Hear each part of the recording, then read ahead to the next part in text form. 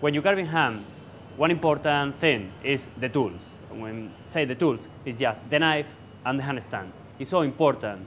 We are going to use all this knife. All the steps into the process are really important. Even when you place the ham into the handstand, press well. We place with the hoof face up, fix well. Now, one trick is to place the hip bone just 90 degrees regarding with the handstand. We are going to start with a powerful knife. Look at this palm. This place 3 fingers, and then you get the right point to start. Here, make a diagonal cutting 45 degrees inclination forward, and the top is the bone. The bones are going to tell you how to carve properly. So here you find the fibula, down the tibia, the femur, and the hip bone. Just follow the bones. We are going to remove the first slice of the fat. Notice I don't go too deep of the hand because the hand is so close.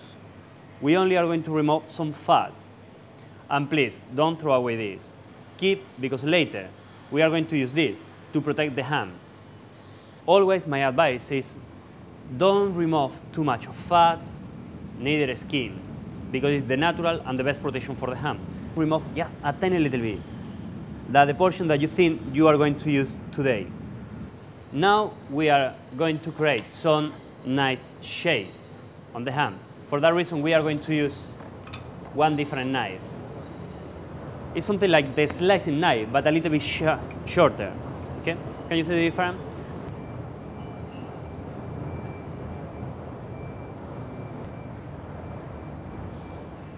Once when the hand is clean, we can start slicing. When you slice ham, we need to carve all the time in this way. It's so important to keep flat the surface all the time. But the first slice, I mean this one of here, we need to cut toward there. The reason, to get the most of the ham. When you reach the bone, you need to swap the knife and use the shorter knife to surround just with the tip of the knife and surround the hip bone with the tip of the shorter knife. You are going to get the slice easily, quickly, professional way.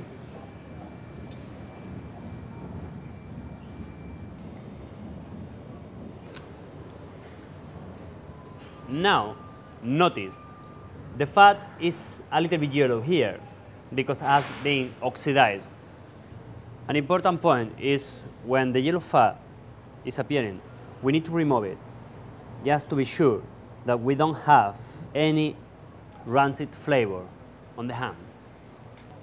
When we talk about Iberico acorn fat, we are talking about taste, pure taste. So if really you want to enjoy all the nuances that contain the ham, please cut the thinnest possible. Tastes much better. When we are carving ham, when appear the bones, we need to carve around the bones. Can you see here? It's appearing the fibula, the joint, and now it's appearing the femur. Now it's smelling sweeter than before. Remember, at the beginning of the ham is the strongest flavor.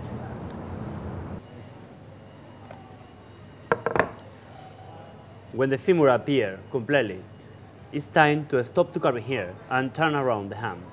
So remember, follow the bones. Now just turn over.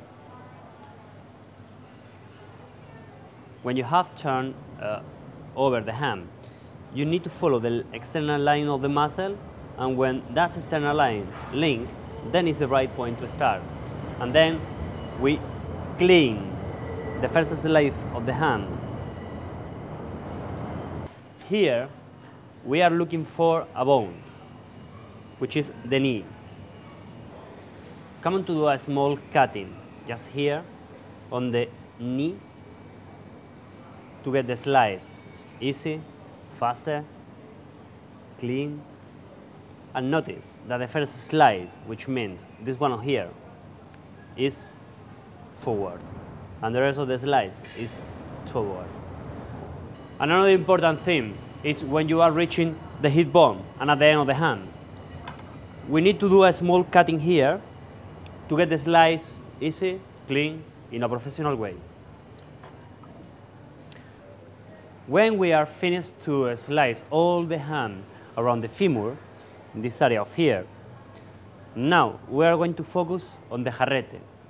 To cut this small quantity and delicious, many carvers say that this part of here is the best into the whole leg because it's the sweetest one. So here, what we are going to do is just with a shorter knife, come on to surround the bone, okay, completely. But now it's for inward. Now just move around, turn, and cut it.